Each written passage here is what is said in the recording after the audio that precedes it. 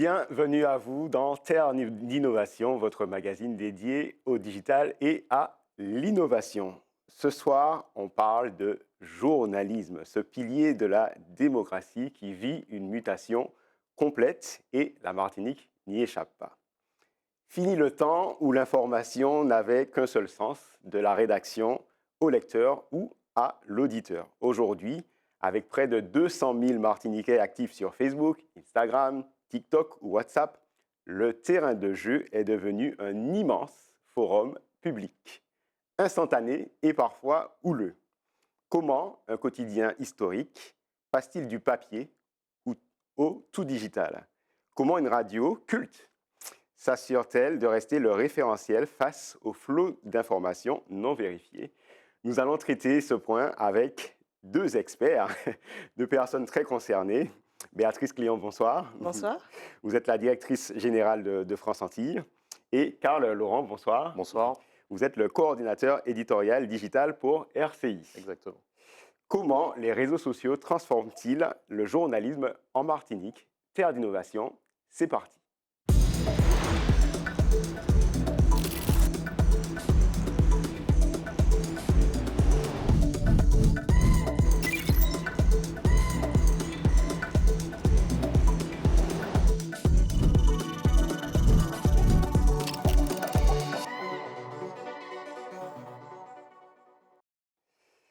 Bonsoir, Béatrice Cléon. Bonsoir. Est-ce que vous pouvez vous présenter de nouveau? Alors, Béatrice Cléon, directrice générale du groupe France Antilles, donc la presse quotidienne départementale qui opère sur la Martinique, la Guadeloupe et la Guyane. Quelles sont vos missions aujourd'hui? Je coordonne tous les métiers de notre entreprise, donc ça passe du journalisme aux commerciaux, aux services support, à l'imprimerie, puisque nous avons donc des imprimeries en Martinique et en Guadeloupe. Et je réfléchis de façon systématique à la stratégie de l'entreprise pour pouvoir la déployer comme il se doit. Alors, on le disait en introduction, France Antilles, c'est le poids lourd de la presse écrite. Comment on passe de ce statut de journal papier, avec son cycle de production long, à une présence au tout digital et multicanal? Vous êtes également présent sur les réseaux sociaux, sans perdre l'âme du journal. Alors, c'est un véritable combat, un véritable challenge pour nos équipes, puisque nous devons allier effectivement le journalisme sur le papier avec ce temps de réaction qui est un petit peu plus long et qui nous laisse le temps d'avoir des sujets de fond, de les vérifier, et cette vitesse qui est demandée par le web et par les réseaux sociaux. Mais aujourd'hui, nous sommes obligés de nous adapter à ce nouveau marché. Et donc, nos équipes travaillent sur deux vitesses de production avec des équipes dédiées sur le web, des équipes dédiées pour le papier. On va y revenir. Alors, Karl Laurent, bonsoir. Bonsoir. Est-ce que vous pouvez rappeler votre mission? Alors, votre moi, fonction? je suis coordinateur éditorial digital à RCI. Donc, je gère en fait sous la responsabilité des rédacteurs en chef de Martinique et de Guadeloupe, puisque je suis deux îles. Je gère en fait tout ce qui est l'information sur donc, le site internet de RCI et les réseaux sociaux, la coordination avec ce que produisent les journalistes de l'antenne radio pour l'adapter au site et à nos différents supports, la production aussi de formats natifs sur les réseaux sociaux, et donc c'est ça l'ensemble de ma mission. Alors, du coup, comment le centre de gravité est passé chez RCI d'une radio à plusieurs médias, et notamment le digital? C'est un équilibre très difficile à trouver et qui se travaille au quotidien, en fait, parce que, mine de rien, dans le mode de fonctionnement, aujourd'hui, la radio reste quand même un moteur. La production dans l'organisation, si vous voulez, la majorité des journalistes aujourd'hui sont à la radio, travaillent pour la radio, mais ils travaillent aussi, en fait, conjointement pour le digital.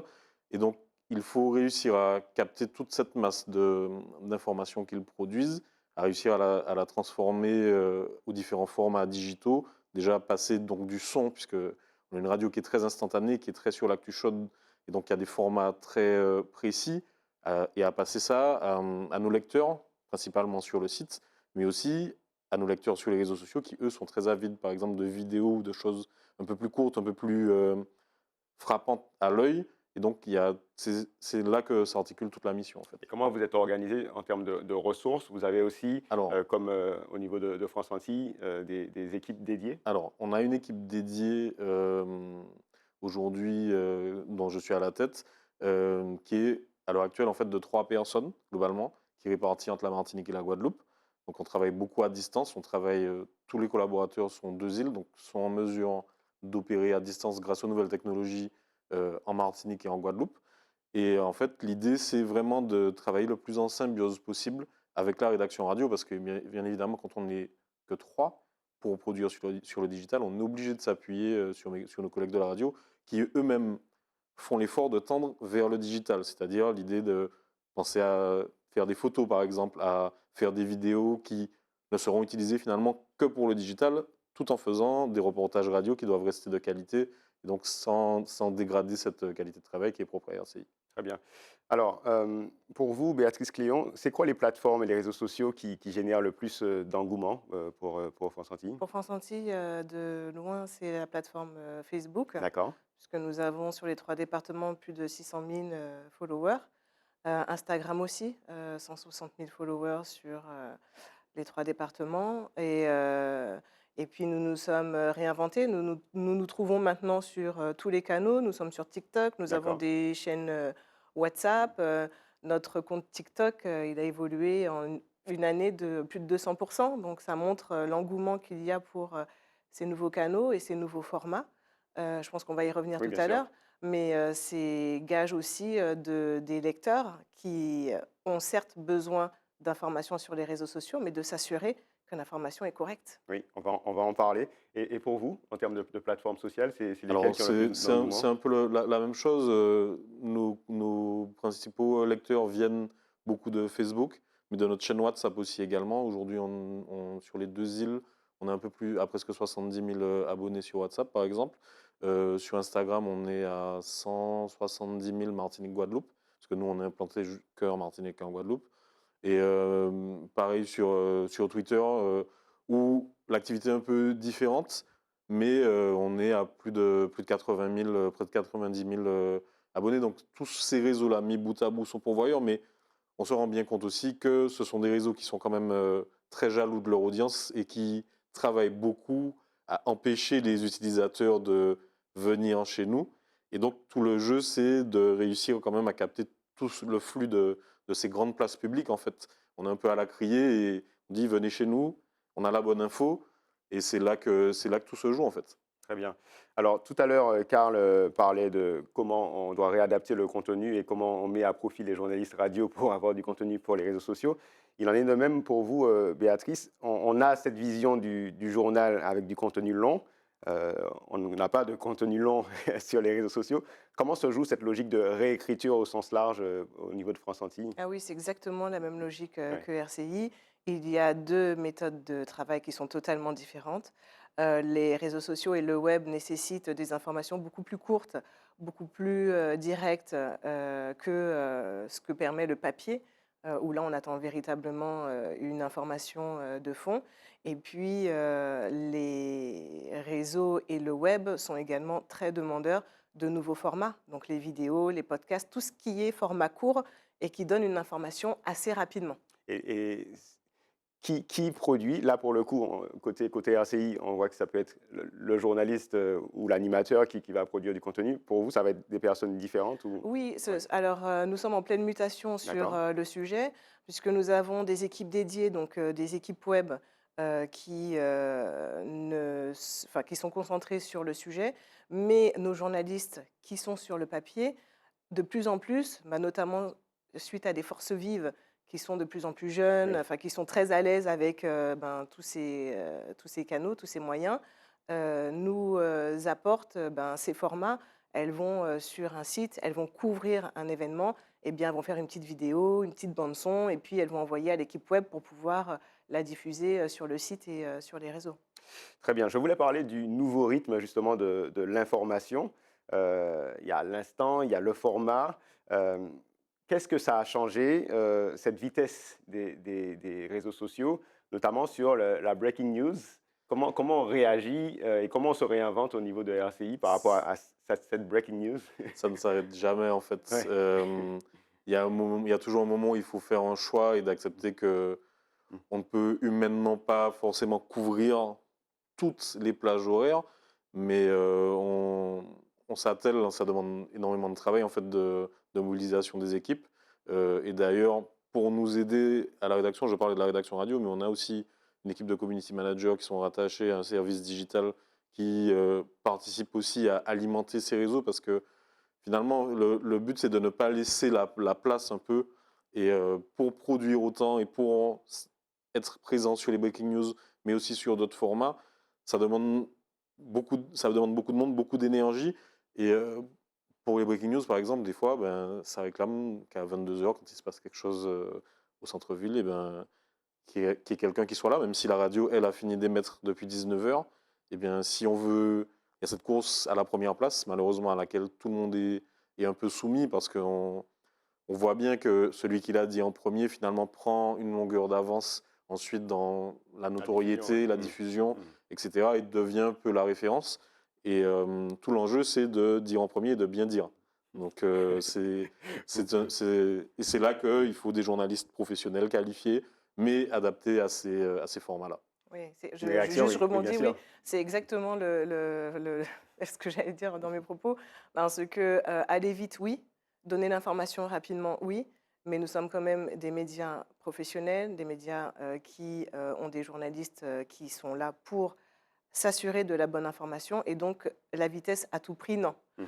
Et puis, il y a également la déontologie journalistique, c'est-à-dire que de plus en plus, il y a des familles qui apprennent des informations par les réseaux sociaux.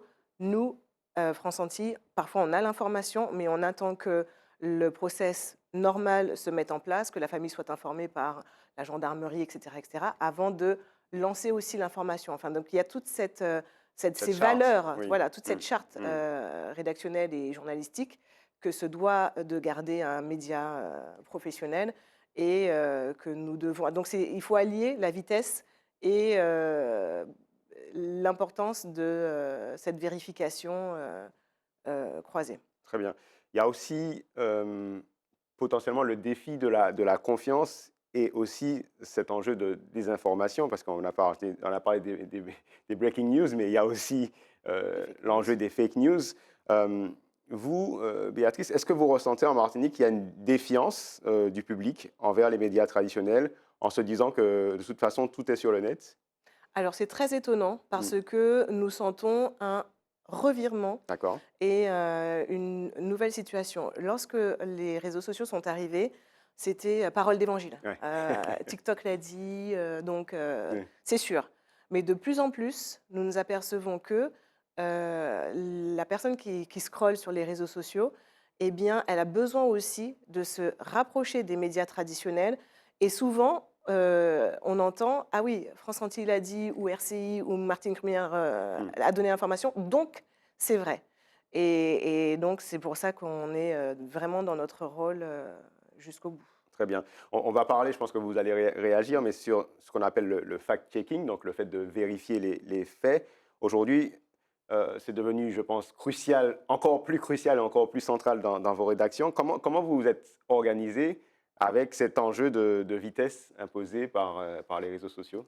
On accepte de ne pas être avant les chaînes WhatsApp, avant les pages Instagram qui, elles, dès qu'elles reçoivent une vidéo qui ne leur appartient même pas, des fois collent leur logo et diffusent. Et ce dont on se rend compte, en fait, c'est que nous, notre temps de vérification qu'on prend, qui est nécessaire, et ça change aussi, c'est ce que Mme Cléon disait au début, ça change aussi un peu le sens de l'information qui vient finalement souvent maintenant des réseaux sociaux parce que la facilité, en fait, c'est une facilité de témoignage. Avant, les gens appelaient à la radio, ils appelaient au journal, ils disaient oui, j'ai vu ça.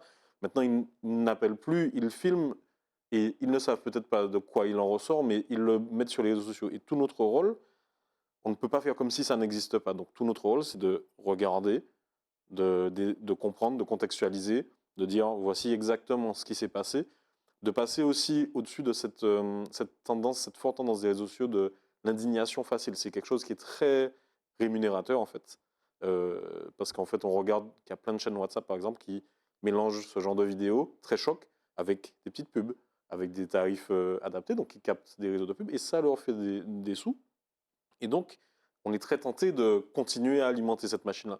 Nous, notre rôle, même si on vit de la pub aussi également, c'est vraiment d'être dans un rôle de crédibilité. Je crois que c'est le vrai mot, c'est notre info est crédible, elle est vérifiée. Et c'est le plus important en fait pour nous. Il faut être les premiers, d'accord, il faut être dans les temps, mais il faut être crédible. C'est pour moi, et en tout cas la façon dont on travaille à RCI, c'est vraiment un des piliers majeurs. Et si je peux Bien rebondir, sûr. c'est d'autant plus extrêmement dangereux ces réseaux sociaux parce que les vidéos sont de mieux en mieux faites. Avec l'intelligence artificielle, on se retrouve avec des vidéos qui n'ont pas de date, qui n'ont pas de... Donc, et c'est vrai que ça peut porter à confusion de façon très rapide. Enfin, moi, j'ai une adolescente à la maison, hein, donc c'est mon cobaye. Mm. Je vois tout de suite hein, comment elle réagit face à l'actualité. Et non, on a un vrai rôle à jouer et on se tient de le tenir jusqu'au bout, quoi. Ah ouais, c'est très important. Dans le rôle social globalement que le média a dans la société, il faut que si ce sont des journalistes professionnels qui contribuent à ce qu'on appelle la fabrique de l'information, mais en fait à la, à la vérification et à la diffusion de l'information, il faut que nous soyons la référence qu'on se vante d'être en fait, et c'est primordial. Et est-ce que vos médias respectifs, alors vous allez voir qui répond, mais ont été aussi confrontés justement au fait de devoir répondre à une nouvelle qui est manifestement fausse et vous devez vous poser en faux pour rétablir la vérité? Ah oui, totalement. Oui, Des réseaux sociaux récupèrent notre, enfin pour France Antilles, oui, récupèrent notre logo et donnent des informations sous le oui, nom de France Antilles. bien Donc sûr. tout de suite, nos équipes précisent que ce n'est pas Mm. vrai, que ce n'est pas le cas, que c'est une fake news. Et puis on alerte énormément. Et c'est vrai que ça donne une position totalement différente aux journalistes qui se retrouvent aussi acteurs de son métier puisqu'en fait, il est en interaction avec ben, les personnes qui sont sur les réseaux sociaux, les commentaires, donc on interagit et c'est totalement différent. Mais il faut évoluer. Donc on se rend compte que les réseaux sociaux exposent davantage les journalistes, voire les rédactions. Il peut y avoir aussi d'ailleurs des commentaires virulents, des pressions. Comment, à votre niveau, au niveau de France Antilles, on essaye de protéger les équipes face aussi à cette érosion de la sécurité en ligne? Nous sommes vraiment à l'aise sur notre ligne éditoriale. Nous avons une ligne éditoriale de proximité, d'information. Nos colonnes sont ouvertes à tous. Donc, au niveau des commentaires, malheureusement, plus il y a des réseaux sociaux, plus il y a de commentaires également.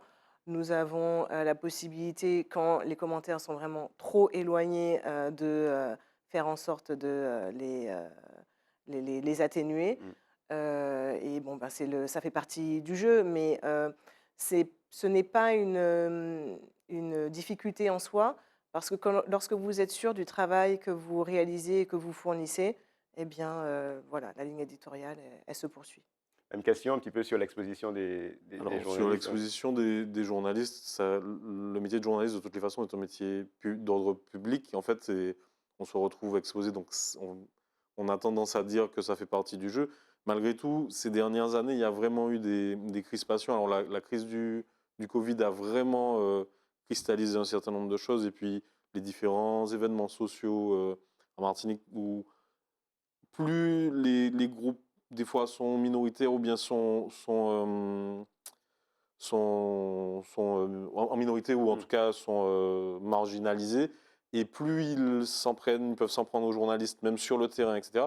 Et ça, malheureusement, il y a beaucoup sur les réseaux sociaux de contenu, on se monte la tête, où on prend les noms des gens, où on peut dire n'importe quoi et on joue, hein, ce que je disais tout à l'heure sur, j'oublie le terme, mais enfin sur l'indignation Mm. et sur des fois des choses qui sont totalement erronées, qui sont interprétées à dessein en fait. Et c'est un enjeu avec lequel on fait pareil au quotidien. On prend des mesures, des fois on décide que bon ben là on va couvrir à distance ou on ira à tel moment où ce sera plus, plus calme Calme, plus parce apaisé. que parce qu'il y a aussi contrairement à ce qu'on pense, les gens, effectivement, ce que disait Mme Clément tout à l'heure, les gens, certes, s'abreuvent beaucoup des réseaux sociaux, mais ils ont toujours cette envie que le média traditionnel et classique soit là, disent ce qu'ils sont en train de faire, même s'ils peuvent se filmer pendant 10 heures de temps sur TikTok, à un moment, ils ont envie de passer par ce filtre de crédibilité que sont les médias traditionnels. Alors, on a pu aussi là montrer les effets négatifs des réseaux sociaux, mais il y a quand même des effets positifs potentiellement dans la relation au public et notamment à la diaspora. Karl Laurent, est-ce que pour vous, les réseaux sociaux ont aussi permis de créer une nouvelle proximité avec une audience, notamment la jeunesse, qui peut-être s'informe différemment, et notamment à travers ces canaux? Alors, la jeunesse, c'est en tout cas une cible pour tous les médias en se disant que les jeunes utilisent les réseaux sociaux. C'est très clairement des gens qui s'informent sur ces canaux-là. Et sur la question de la proximité avec la diaspora, c'est sûr que ça réduit forcément les distances. Et effectivement, un grand nombre de nos lecteurs, on le voit dans nos heures de consultation sur les sites et sur le site et sur les réseaux, on voit qu'il y a une vraie consultation depuis Paris. Après, il y a quand même un noyau dur qui est très local, qui est très attaché à son média local et on voit quand même que RCI Martinique, eh bien, c'est écouté majoritairement et c'est consulté par des gens en tout cas qui sont localisés sur l'adresse IP en Martinique et pareil pour la Guadeloupe, même si il y a un volume de lecteurs non négligeable de Paris et d'ailleurs dans le monde. Béatrice Cléon? C'est un peu différent pour France Antilles. Nous avons plus de 45% des personnes qui nous suivent sur le net qui viennent de l'Hexagone. Donc c'est beaucoup pour le coup. Et donc cela nous a conduit d'ailleurs à créer il y a un an une édition Hexagone France Antilles à destination de l'ensemble des ultramarins, puisqu'ils sont plusieurs millions sur le territoire de l'Hexagone et ils ont besoin de savoir ce qui se passe pour leur communauté sur l'Hexagone.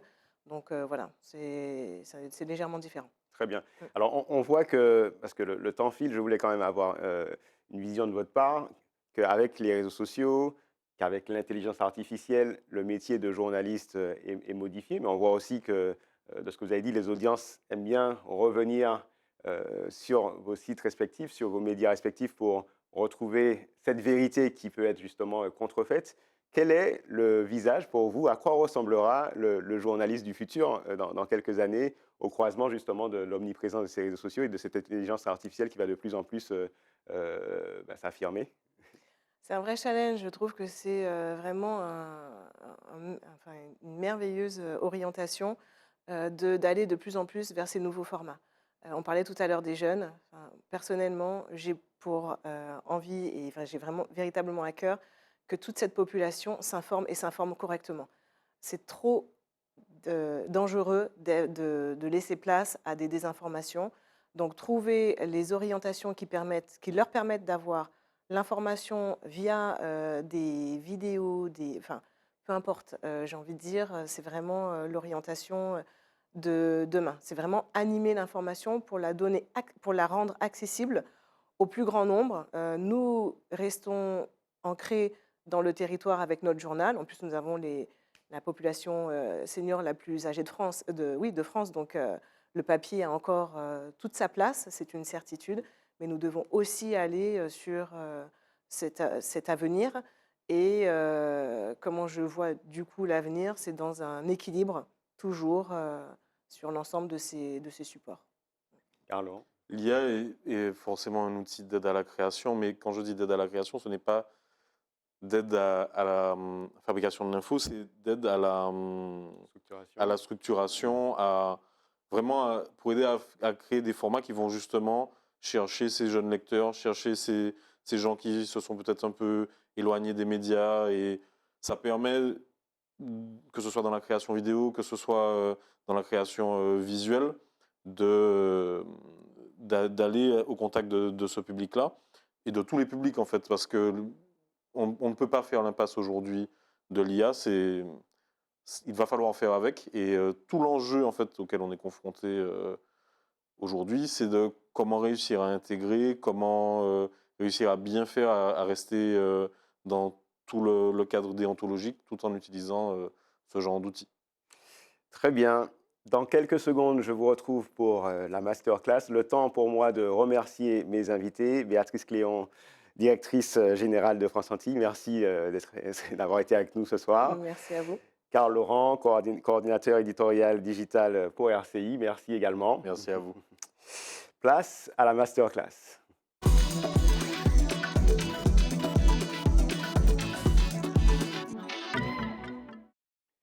Dans la masterclass d'aujourd'hui, je voulais vous parler de deux outils que j'utilise tous les jours. C'est des outils d'intelligence artificielle, mais ce que j'aime particulièrement avec ces outils, c'est que ça me permet en fait de pouvoir vérifier mes sources. Je ne vais pas avoir des informations qui sont erronées, ou si j'ai des informations, je vais exactement pouvoir savoir d'où elles viennent, de quelle source elles viennent. Le premier outil que je vais vous présenter, c'est Perplexity. Perplexity, c'est un peu le moteur Google que vous connaissez, mais à la sauce IA, la sauce intelligence artificielle. Dans Perplexity, quand vous faites une recherche, par exemple là, j'ai tapé quel est l'impact de l'intelligence artificielle sur le changement climatique, vous allez avoir un petit texte, un petit peu comme dans ChatGPT, mais la différence, c'est que vous voyez ici que vous allez avoir un certain nombre de liens qui vous redirigent vers les sources. Donc, vous pouvez savoir exactement comment ce petit texte a été généré, parce qu'il a été généré à partir de ces sources-là. Plus vous allez utiliser une version abonnée, pro de Perplexity, plus vous allez pouvoir jouer sur les sources et pouvoir filtrer en fonction des sources. Mais même si vous restez sur la version gratuite, vous avez cette petite astuce où vous avez la possibilité, quand vous faites une recherche, de pouvoir filtrer en fait sur le filtre académique. Ici, vous voyez, académique. Et donc, je vais pouvoir faire une recherche uniquement sur des sources académiques. Un autre outil qui est vraiment génial, c'est NotebookLM. Donc, NotebookLM, c'est quoi? C'est une autre façon de rechercher. Cette fois-ci, c'est vous qui allez réunir un certain nombre de sources. Ça peut être des vidéos que vous allez trouver sur YouTube, ça peut être des documents que vous allez télécharger, ça peut être des liens de sites Internet. Vous allez charger toutes ces ressources, jusqu'à 50 ressources, et l'outil va vous permettre de faire une synthèse sur l'ensemble de vos ressources. C'est génial quand vous n'avez pas forcément le temps de consommer 2 heures de vidéos sur YouTube ou que vous n'avez pas le temps de lire un contenu de 100 pages. Vous allez pouvoir charger, comme vous voyez, comme ici, j'ai chargé un certain nombre de liens, des vidéos, et je vais avoir du coup une synthèse automatique. Ce qui est incroyable avec NotebookLM, c'est que je vais pouvoir faire un résumé audio, ou je vais pouvoir faire un résumé vidéo, ou je vais pouvoir faire une carte mentale, ou je vais pouvoir faire un rapport, ou je vais pouvoir faire un quiz. Donc c'est absolument génial pour maîtriser un sujet avec des sources que vous avez réunies et avoir finalement un traitement de l'information exactement comme vous le souhaitez. La masterclass, c'est fini, mais Terre d'innovation aussi. Je remercie David Torres et Johan Constant pour la réalisation. Je vous donne rendez-vous lundi prochain à 20h10 ou à 23h30. Restez connectés sur les réseaux sociaux de Zitata et à bientôt. Bye bye.